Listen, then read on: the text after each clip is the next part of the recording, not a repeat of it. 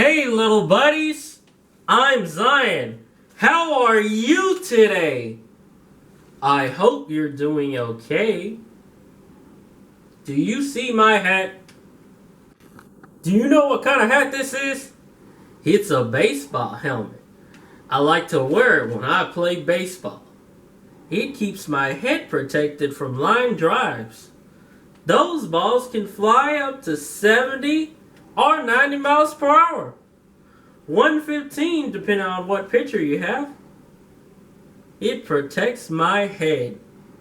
Do you have a hat? Put it on.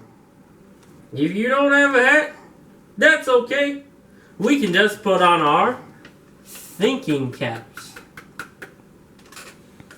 Our wacky word of the week is whippoorwill. In this story, every time you hear the word whippoorwill, I want you to make this sound. That's the sound of a whippoorwill. A whippoorwill is a small bird. Our story today is titled Friday is My Day to Play by Ailaza Zee Nostaw. It was late Thursday night. Mama Precious had a long day with the boys, IT and Micah. She was preparing a warm bath for her last little sprout, Roy. Roy had been reading a story with his Pawpaw Freddy. And Pawpaw Freddy had fallen asleep halfway through reading the book to Roy. So Roy took over and started reading the book to Pawpaw, who was fast asleep with his mouth open. But Roy kept on reading to him anyway. Roy knew the story. They had read it over and over, too many times to count. Roy laughed and giggled in all the same places, as they always laughed together. Pawpaw Freddy was in him, and he was in Pawpaw. They were like a hand in a glove, mostly inseparable. Pawpaw Freddy was tired too. As tired or more tired than Mama Precious. Pawpaw had gone to the city earlier in the day. Roy, Mama Precious, and Micah had gone along with him. While Pawpaw went to see his doctor, Mama Precious, Micah, and Roy did a little bit of shopping. It was almost time for school to start in a few weeks. So she took Micah to look for some things he needed. She didn't dare take Micah and IT together. That would just be a mess. Too much corralling of cats and less shopping. She wasn't about to spend all her time and energy calling IT by his whole name. Not today. No, she split that tough and rumble crew up for this outing. Of course, IT didn't mind it much. He had gone early to the lumber yard that morning with his daddy and Uncle Jake. It was IT's favorite thing to do. He loved getting up at the roosters at the crack of dawn. Micah was having none of that. He could sleep till noon if you let him. On that point was where the rubber met the road between IT and Micah. IT loved morning and Micah was a night owl. It was truly the only time they weren't packed into some huddle together, planning up a whippoorwill of trouble.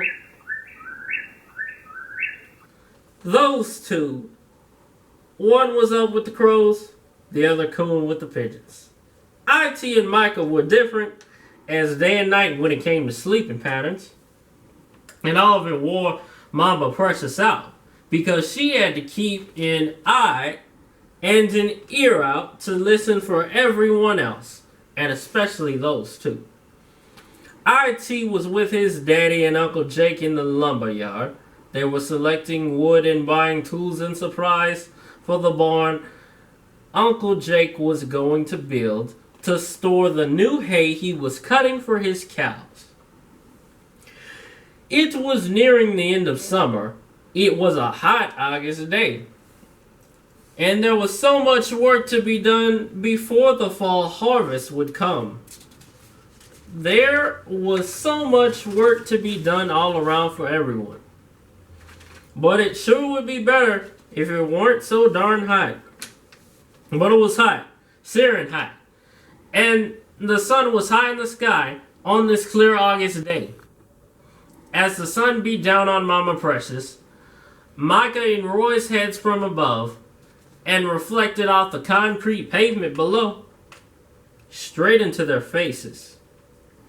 As they walked along the storefronts of the shops of the city square, Roy thought, we are being cooked alive.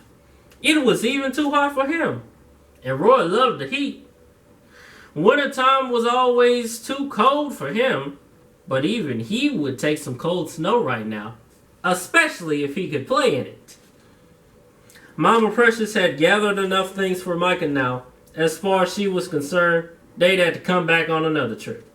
It was just too hot to continue going in and out of those shops right now and carrying all those bags. So she and the boys spotted the ice cream parlor just across the street. It was Swindle's Ice Cream Parlor, one of Roy's favorite places in the universe. As Micah and Roy hurried across the street, Mama Precious struggled to keep up. They were so excited, especially Roy. Before she could get across the street good, she could already see Roy treading up Mr. Swindle, the parlor's owner, who was sitting outside on the bench where he nearly always was, just right outside of the store. Who could imagine that the owner of an ice cream shop didn't like it cold? But he didn't, and Roy didn't, but they both loved ice cream. Roy said Mr. Swindle was his friend. He was always so happy to see him, and Mr. Swindle was just crazy about Roy. He always made Roy ice cream cones very special. He wouldn't let the other employees make it. He always insisted on making it for his most special customer. Mr. Swindle said, "Hello, Miss Jackson. Looks like you're carrying a load. Let me help you with some of those bags." "Come on inside. It's a hot one today." Mama Precious said, "Yes, Lord, Mr. Swindle. This August heat is about to kill me." They both laughed. "Come on in and sit down on this ice box. We got plenty cold air in here." "That sounds like a winner, Mrs. Swindle." "I think I will," she said. "Hey, Jimmy, look who's here. It's Micah and Mrs. Jackson.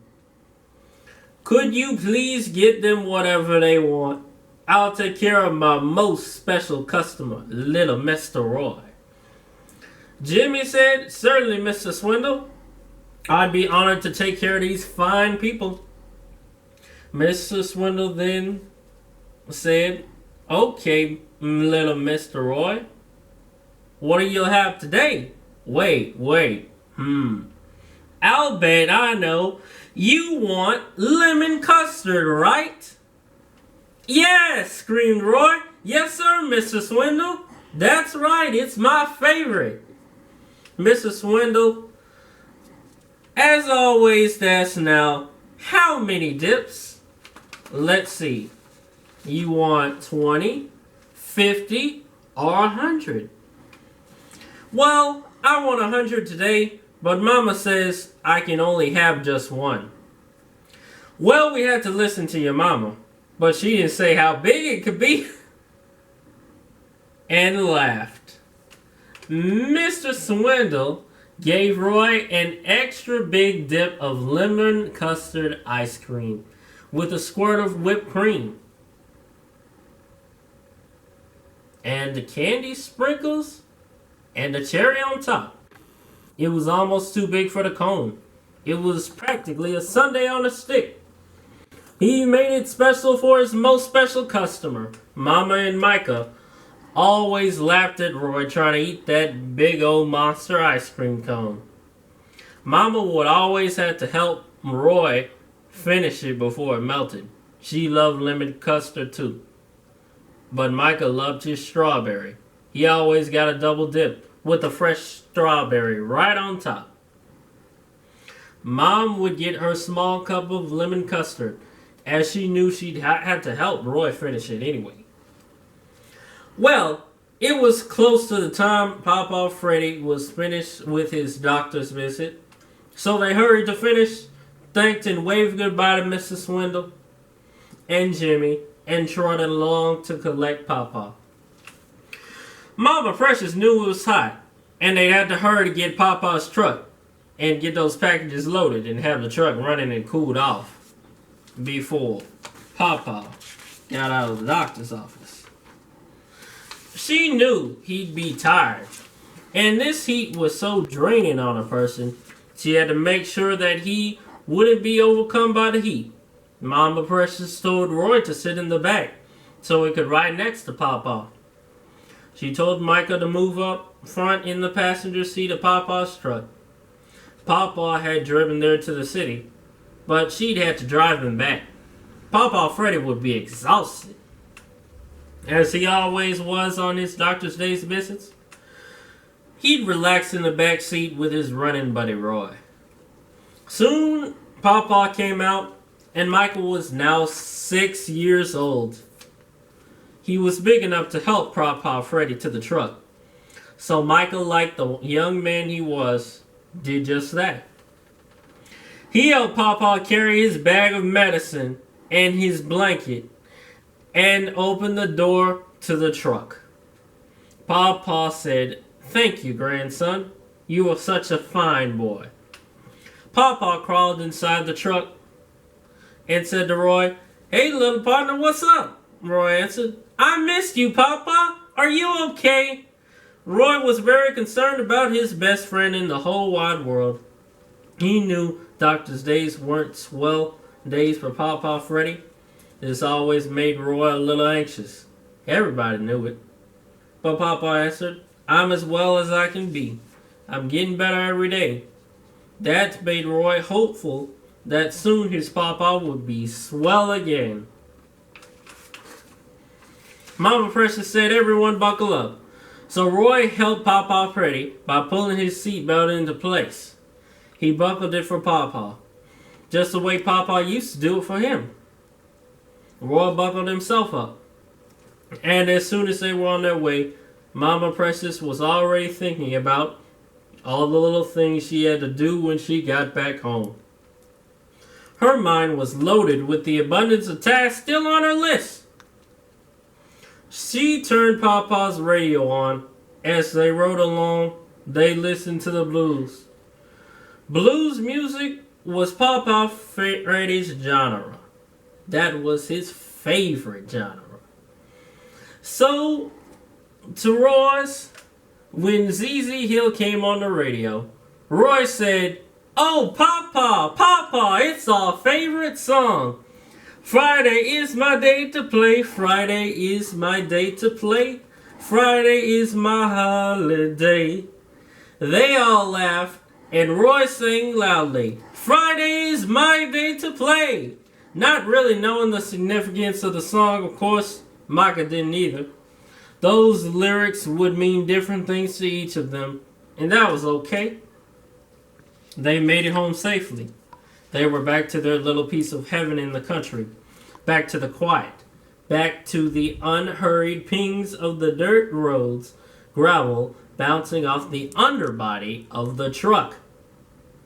They were back to the sandy red dust plumes they left behind at every turn of the wheels against the earth. Back to the easiness that all surrounded their minds. As they turned into their long driveway to make their way through the pine trees, driving past the small grove of crepe myrtles, arriving at the porch, she parked and got out. There was still so much to do for Mama Precious, IT, and Daddy, We're back. So Micah came and tore out of the truck, forgetting about helping Papa. IT and Micah were off to start planning a whippoorwill of trouble. No doubt, she didn't know if she could take that nonsense today. But Daddy quickly appeared at the side door of the truck, kissing Mama Precious gently on the lips, saying, "Hey, Precious and lovely," and helping her out, and rubbed her shoulders and told her he knew she was tired, to go on in. He'd take care of the passengers and parcels inside the truck. Daddy closed the door and then quickly walked to Roy's door and opened it up, saying, "Hey, baby boy, give me a big hug. Did you have fun in the city?" Roy nodded his head and said, "Yes, Daddy." Said, "Well, come on. You can help me get Papa inside." He went around and opened the door for Papa and helped him out and gave Roy the medicine bag and Papa's blanket. Roy was happy to help carry Papa's things. He was getting bigger every day and could do big boy stuff too. After dinner, Mama Precious called Roy to finish reading to Papa, so he could be the last one before her to take his bath now. As Mama Precious finished with the last of the boys, she kissed Roy and them all good night and took them firmly into bed. Now she could finally get to herself. It was the end of a very long and exhausting day. As Roy lay there tucked in, he said goodnight to Micah and IT. They had long been asleep. Roy began to hum the song today. Again. He and Papa's favorite song. "Friday is my day to play," he thought to himself.